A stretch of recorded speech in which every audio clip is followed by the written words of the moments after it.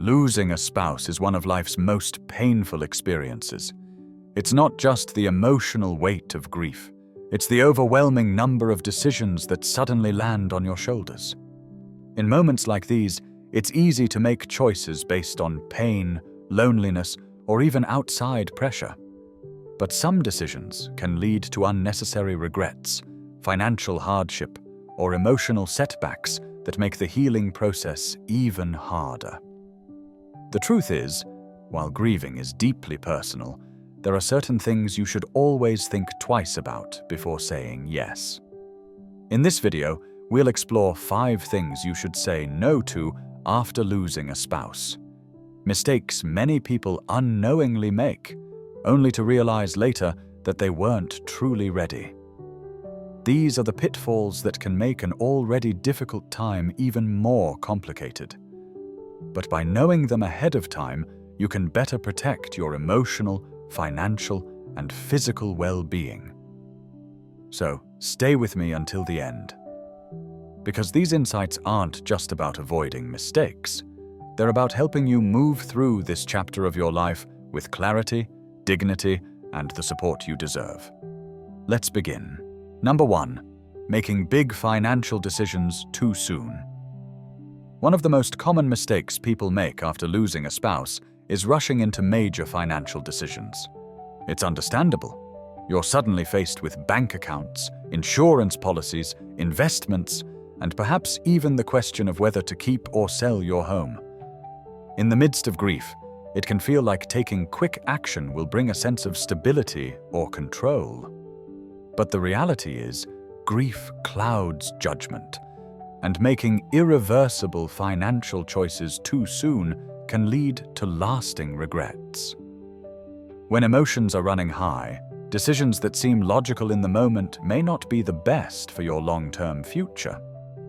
Many widows and widowers feel pressure from well-meaning friends, financial advisors, or even their own sense of urgency to sell a home, move to a new city, or make large investments. But those first months after a loss are a time for emotional adjustment, not financial risk-taking. One of the wisest moves you can make is to pause. Allow yourself time to process your loss before making choices that will shape the rest of your life. Consider the story of 74-year-old Margaret. After her husband passed away, several people told her she should downsize right away. It made sense. Less space to maintain, lower expenses, and a fresh start. So, within a few months, she sold the home they had lived in for 40 years and moved to a smaller apartment in a different town. But once the initial shock wore off, she realized she had made the decision out of panic. She missed her familiar neighborhood, her neighbors, and the comfort her old home had provided. In hindsight, she wished she had waited longer before making such a big change. And financial decisions don't just involve real estate. Many newly widowed individuals become targets for financial predators, people who see their vulnerability as an opportunity. Whether it's unsolicited investment offers, high-pressure sales tactics, or even well-meaning but uninformed advice from friends, it's crucial to be cautious. If someone is urging you to sign documents, withdraw large sums, or invest in something quickly, step back. The best financial decisions are rarely made in a rush. Another common mistake is giving away money or assets too soon. Grief can create a strong desire to help others, children, grandchildren, charities, or close friends. And while generosity is a beautiful impulse, making large financial gifts or dividing assets prematurely can leave you vulnerable later on. What seems manageable now may not be sustainable down the road. Before making any major financial moves, consult a trusted professional who understands your long-term needs and can help you plan wisely. The first year after a spouse's passing should be about stabilizing, not making drastic financial changes. Experts often recommend the 1-year rule, which suggests waiting at least 12 months before making any irreversible financial decisions. This gives your emotions time to settle and allows you to think clearly about what's truly best for your future. Losing a spouse is one of life's hardest transitions. The last thing you need is added stress from financial missteps that could have been avoided. So, take your time, seek trusted guidance, and remember, there is no rush. The best decisions are made with clarity, not in the midst of grief. Number 2, isolating yourself from friends and family. After losing a spouse, it's natural to want time alone.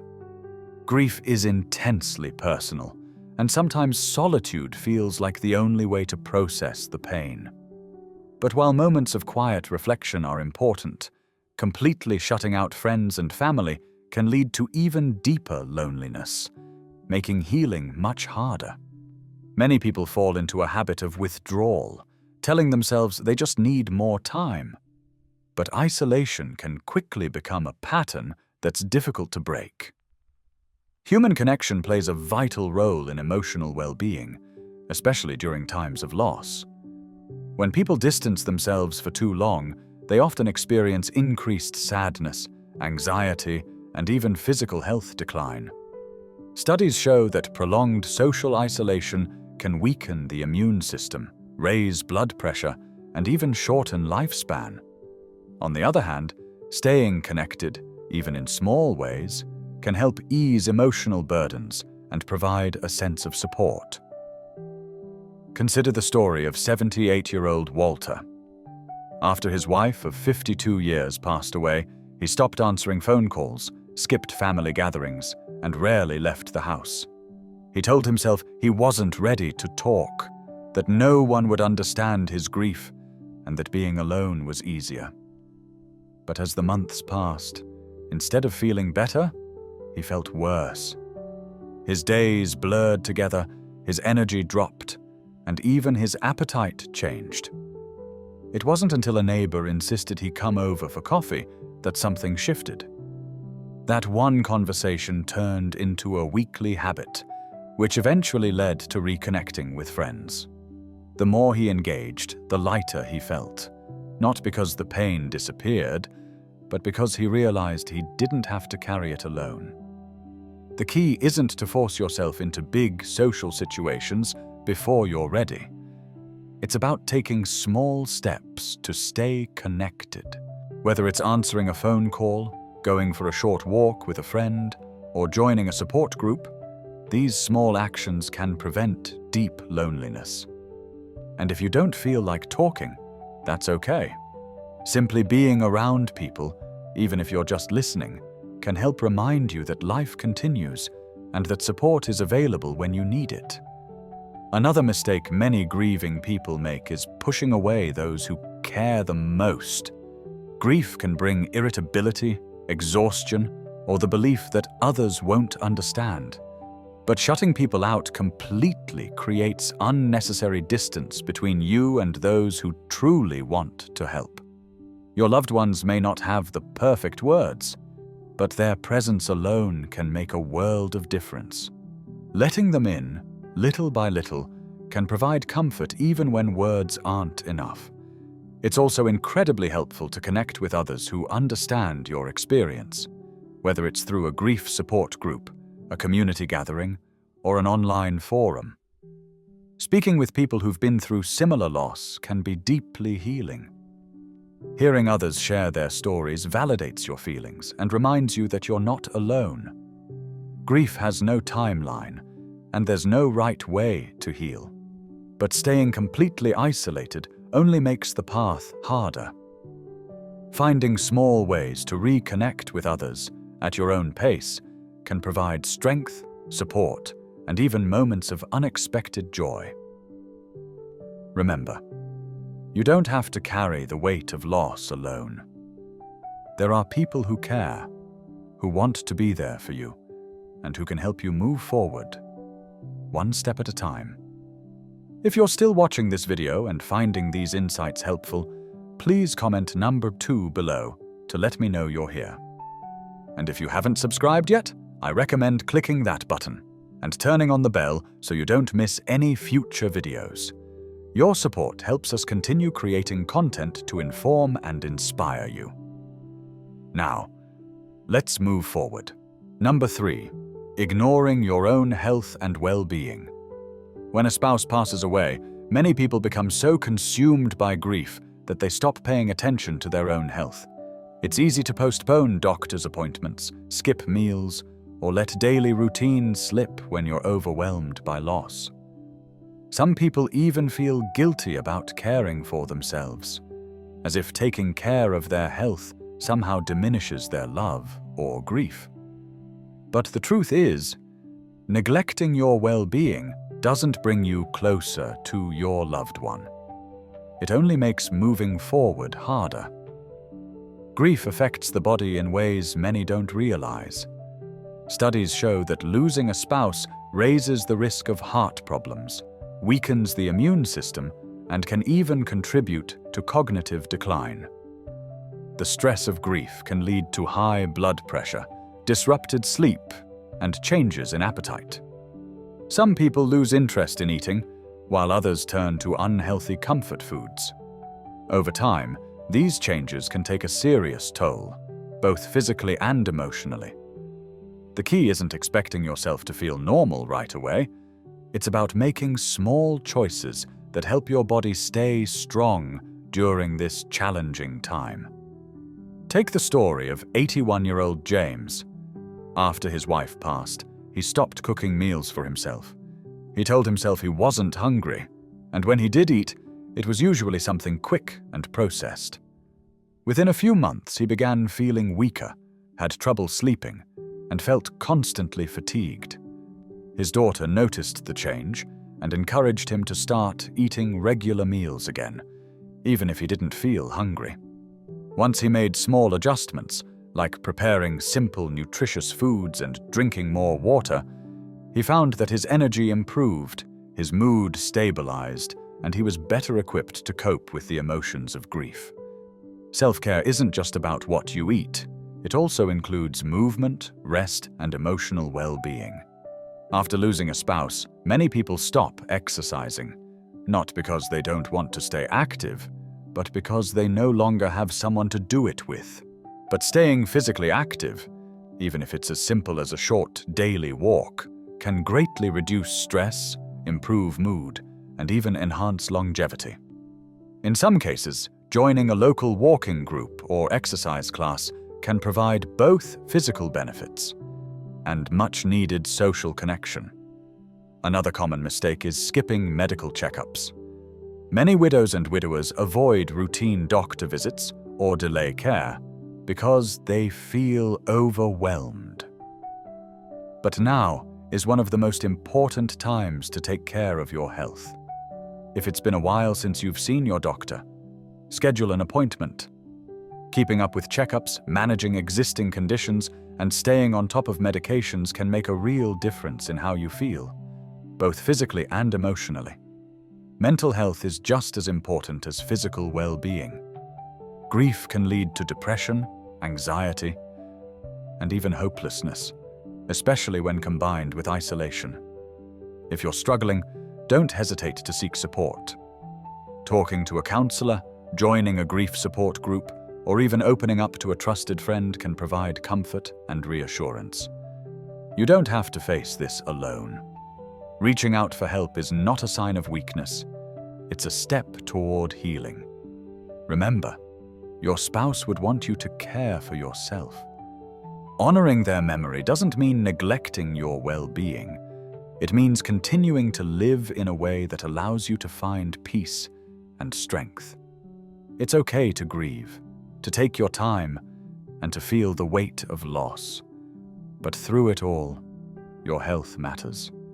You are still here, and your well-being is worth protecting.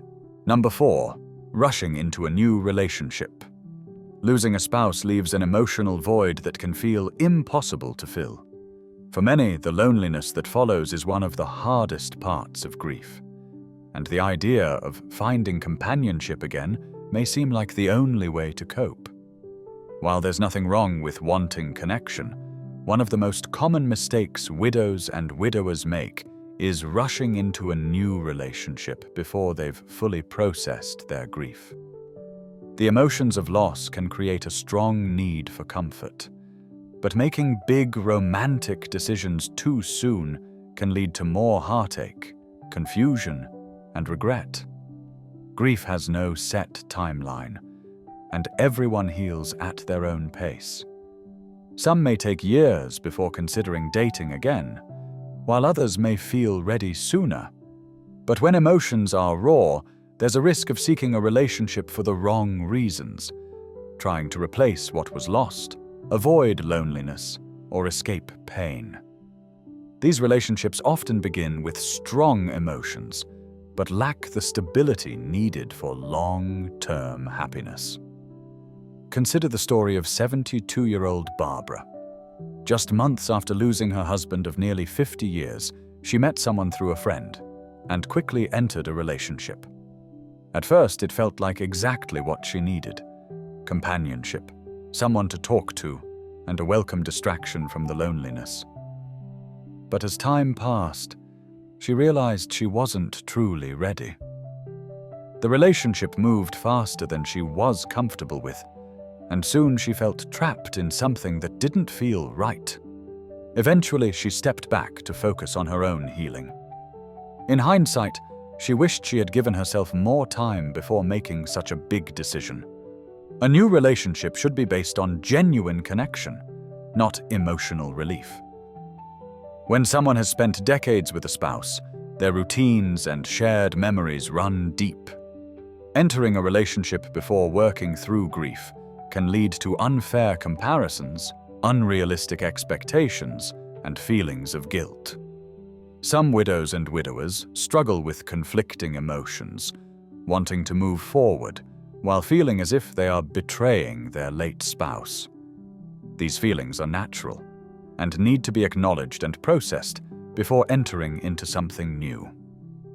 Another concern is vulnerability to those with bad intentions. Sadly, some individuals prey on the grieving, offering comfort, but seeking to manipulate or exploit financially. Scammers and opportunistic people often target widowed seniors, knowing they may be emotionally fragile and in need of companionship. That's why it's essential to trust your instincts and take your time. If someone pressures you to commit quickly, make financial decisions, or distance yourself from family and friends, consider those red flags. This doesn't mean you should avoid love forever. Many widows and widowers do find meaningful relationships later in life, but the healthiest relationships happen when both people are ready, when the choice comes from a place of healing, not desperation. Time and reflection are key. Processing your grief, rediscovering your personal identity, and finding peace in being alone first can make all the difference. If and when you choose to date again, go at your own pace. Understand what you truly want in a relationship and ensure you're ready for it. Talk with trusted friends or family about your feelings and don't feel pressured by others, whether they think it's too soon or that you should remain alone. The decision is yours, and yours alone. Grief and healing are deeply personal journeys. There is no rush, no deadline, and no rule book. The most important thing is to take care of yourself first, so that if and when a new relationship comes, it's built on a foundation of peace, strength, and true companionship. If you're still watching this video and finding these insights helpful, please comment number 4 below to let me know you're here. And if you haven't subscribed yet, I recommend clicking that button and turning on the bell so you don't miss future videos. Your support helps us continue creating content to inform and inspire you. Now, let's move forward. Number 5. Holding on to every possession without letting go. One of the hardest things after losing a spouse is deciding what to do with their belongings. Every item carries memories, and letting go can feel like losing them all over again.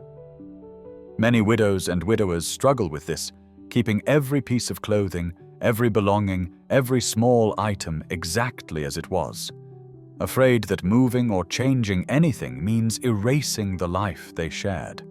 But while it's natural to hold on, keeping everything forever can sometimes make grief heavier, preventing emotional healing and the ability to move forward. Holding on to some sentimental items is completely normal. There's no rule that says you must get rid of everything, but keeping an entire home untouched for years, leaving closets and spaces frozen in time, can turn a home into a shrine of grief rather than a place of comfort. Over time, instead of bringing peace, this can become a daily reminder of what's been lost, making it harder to start a new chapter of life. Consider the story of 76-year-old Harold. After his wife of 55 years passed, he left everything exactly as it was. Her shoes by the door, her clothes in the closet, her favorite chair untouched. At first, it felt like a way to keep her close. But as months passed, he realized that seeing her belongings unchanged each day was keeping him stuck emotionally. He wasn't ready to get rid of everything, but when he began donating some items and keeping only the most meaningful ones, he felt a sense of relief. It wasn't about forgetting. It was about making space for healing. Letting go doesn't mean forgetting or loving less. It means giving yourself room to breathe. Rather than forcing yourself to make sudden changes, start small. Choose a few meaningful keepsakes, a piece of jewelry, a handwritten note, a cherished photo, and create a special place for them. Then, when you feel ready, begin sorting through other belongings. Decide what truly holds meaning and what is simply taking up space. Another mistake is feeling pressured by others to get rid of things too soon. Friends or family may mean well, encouraging you to clear things out, but this decision should always be made on your timeline. If you're not ready, don't rush. At the same time, be mindful that holding on to everything out of guilt or fear may be keeping you in sadness longer than necessary. Repurposing belongings can also be a healing option. Some find comfort in turning an old shirt into a quilt, creating a memory book from letters, or passing cherished items to loved ones. This way, their presence remains, not as a source of pain, but as a warm part of life moving forward. Ultimately, grief is not about things. It's about love, memories, and the bond you shared. No object can replace a person, and clinging to every possession won't bring them back. Letting go in small, thoughtful ways is not an act of forgetting. It's a way to honor their memory while making space for your own healing. Moving forward doesn't mean moving away from them. It means carrying them with you in a way that allows love and life to coexist. Final thoughts. Losing a spouse is one of life's most profound and painful experiences. It changes everything: the way you live, the way you think, and how you see the future. But in the midst of grief, it's important to remember, every decision you make during this time can either help or hinder your healing. That's why saying no to these 5 things: rushing financial decisions, isolating yourself, neglecting your health, jumping into a new relationship too soon, holding on to every possession without allowing space for healing can make a real difference in how you move forward with clarity and strength. Grief has no timeline. There's no right or wrong way to process it. But one thing is certain: avoiding these common pitfalls can help you navigate this chapter in a way that protects both your heart and your future. Losing doesn't mean forgetting. Moving forward doesn't mean leaving your spouse behind. It means honoring their memory while continuing to live with purpose, peace, and even moments of joy. Now, I'd love to hear from you. What stood out the most? Which of these insights do you feel will help you the most on your journey? Please leave a comment below and share one thing you learned and how you plan to apply it. Your thoughts mean so much to us. Don't hesitate to share them. Reading your comments inspires and motivates us every day. If you enjoyed this video and found it helpful, please like, subscribe, and share. Your support helps us continue creating content to inform and inspire. Thanks so much for watching, and we look forward to seeing you in the next video.